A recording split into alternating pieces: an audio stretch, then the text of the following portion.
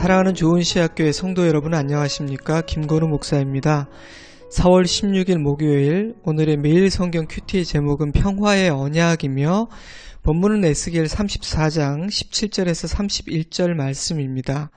그중 몇 구절을 읽어드리겠습니다. 주 여호와께서 이같이 말씀하셨느니라. 나의 양떼 너희여, 내가 양과 양 사이와 숫양과 숫염소 사이에서 심판하노라. 내가 한 목자를 그들 위에 세워 먹이게 하리니 그는 내 종 다윗이라. 내가 그들을 먹이고 그들의 목자가 될지라.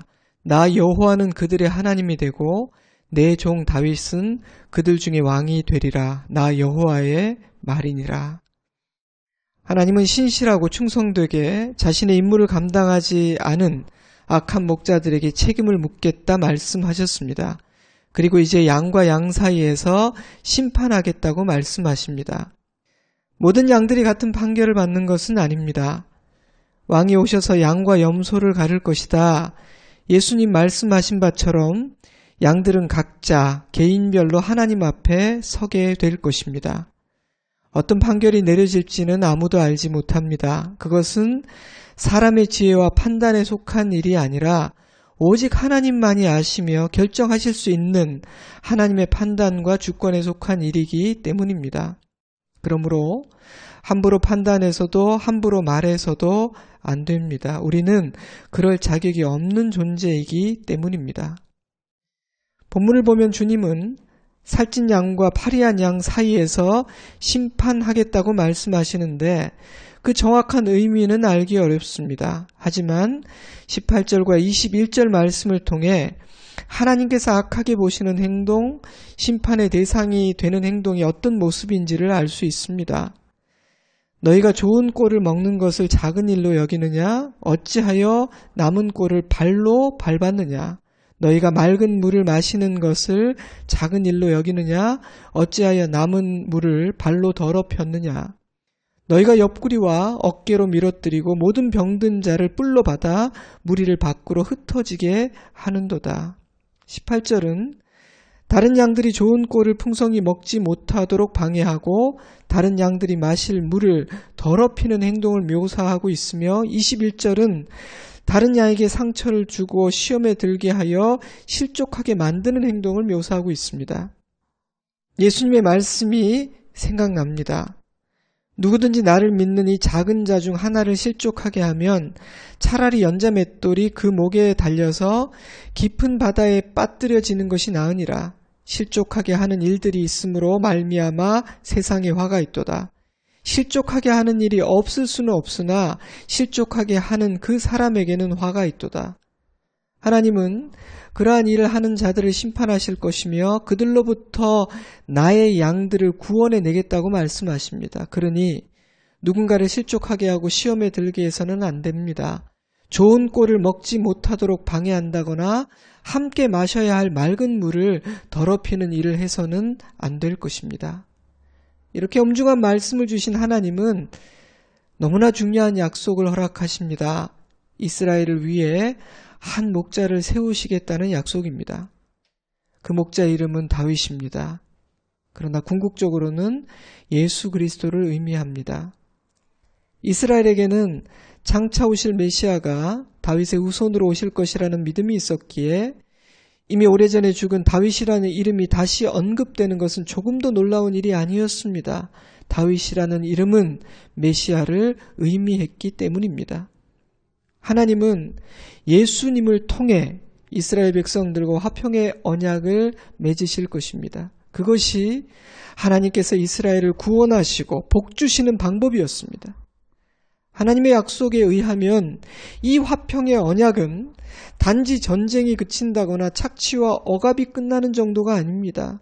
좀 길지만 25절에서 30절까지의 말씀을 다 읽어드리는 것이 좋을 것 같습니다. 가만히 들어보세요. 내가 또 그들과 화평의 언약을 맺고 악한 짐승을 그 땅에서 그치게 하리니 그들이 빈 들에 평안히 거하며 숲을 가운데 잘지라. 내가 그들에게 복을 내리고 내 산 사방에 복을 내리며 때를 따라 소낙비를 내리되 복된 소낙비를 내리리라. 그리한즉 밭에 나무가 열매를 맺으며 땅이 그 소산을 내리니 그들이 그 땅에서 평안할지라. 내가 그들의 멍에의 나무를 꺾고 그들을 종으로 삼은 자의 손에서 그들을 건져낸 후에 내가 여호와인 줄을 그들이 알겠고 그들이 다시는 이방의 노략거리가 되지 아니하며 땅의 짐승들에게 잡아먹히지도 아니하고 평안히 거주하리니 놀랄 사람이 없으리라. 내가 그들을 위하여 파종할 좋은 땅을 일으키리니 그들이 다시는 그 땅에서 기근으로 멸망하지 아니할지며 다시는 여러 나라의 수치를 받지 아니할지라. 그들이 내가 여호와 그들의 하나님이며 그들과 함께 있는 줄을 알고 그들 곧 이스라엘 족속이 내 백성인 줄 알리라. 주 여호와의 말씀이라. 여러분, 이 일이 믿어지십니까? 여러분이 누릴 놀라운 은혜가 기대됩니까? 험한 세상에서 치이며 살다 보니 너무 많은 실패와 패배의 경험을 하다 보니 많은 그리스도인들에게 하나님께서 행하실 놀라운 일들에 대한 기대가 없어져 버린 것 같습니다. 복을 받고 풍성해지는 것을 기대하기보다는 그냥 견디기만 해도 현상 유지만 해도 좋겠다라는 생각을 하게 되는 것 같습니다. 그러나 하나님께서 약속하신 평화의 언약은 그런 정도가 아닙니다. 그것은 차고 넘치는 복이며 겨우 이기는 승리가 아니라 압도하는 승리입니다. 목사님, 그런 일이 가능할까요? 제가 해낼 수 있을까요? 우리는 못합니다. 그러니 우리에게 하라 하시는 것이 아닙니다. 이 약속은 하나님께서 우리 가운데 한 목자 바로 예수 그리스도를 세우심으로 성취될 것입니다. 그러니 저와 여러분에게 필요한 것은 아멘 하는 믿음입니다. 하나님께서 마음껏 일하실 수 있도록 방해하지 않고 모든 것을 맡기고 기다리는 믿음의 순종입니다. 사랑하는 여러분, 오늘 이 아침 주신 약속을 아멘으로 받는 믿음과 순종이 있기를 주님의 이름으로 축복합니다.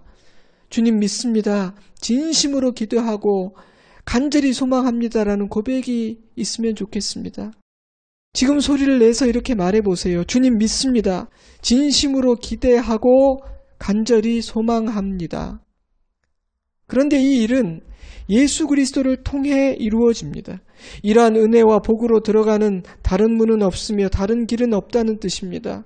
그런데 우리를 위해 오실 목자이신 예수님은 우리가 경험해본 이 세상의 목자와는 전혀 다른 분이십니다. 나는 선한 목자라. 나는 내 양을 알고 양도 나를 아는 것이 아버지께서 나를 아시고 내가 아버지를 아는 것 같으니 나는 양을 위하여 목숨을 버리노라.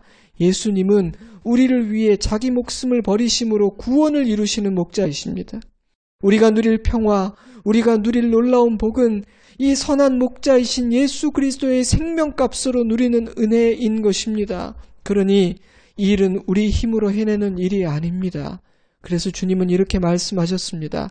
열왕기하 19장 31절 남은 자는 예루살렘에서부터 나올 것이요 피하는 자는 시온산에서부터 나오리니 여호와의 열심히 이 일을 이루리라. 에스겔 39장 25절 내가 이제 내 거룩한 이름을 위하여 열심을 내어 야곱의 사로잡힌 자를 돌아오게 하며 이스라엘 온 족속에게 사랑을 베풀지라. 우리를 사랑하시는 하나님의 열심이, 그 열정이, 그 뜨거움이 이 놀라운 구원을 이루어낼 것입니다. 우리에게 복을 주고야 마실 것입니다. 사랑하는 여러분, 이 시간 오늘 에스겔을 통해 나에게 주신 하나님의 말씀 앞에서 잠시 묵상해 보십시다. 양과 양 사이에서 심판하시겠다는 하나님의 말씀 앞에서 내 자신을 돌아봅시다. 나의 잘못과 실수가 기억난다면 회개하고 주님을 기쁘시게 하는 양이 되겠다고 고백합시다. 나를 향한 주님의 선하심과 자비하심에 진실로 감사의 기도를 드립시다. 패역한 이스라엘이 하나님과 화평의 언약을 맺을 수 있었던 이유는 우리 하나님이 선하시고 자비하시기 때문입니다. 그 하나님이 우리를 한없이 사랑하고 계신다는 사실이 오늘 이 아침 저와 여러분에게 믿어지고 감격이 되고 감사가 되기를 바랍니다.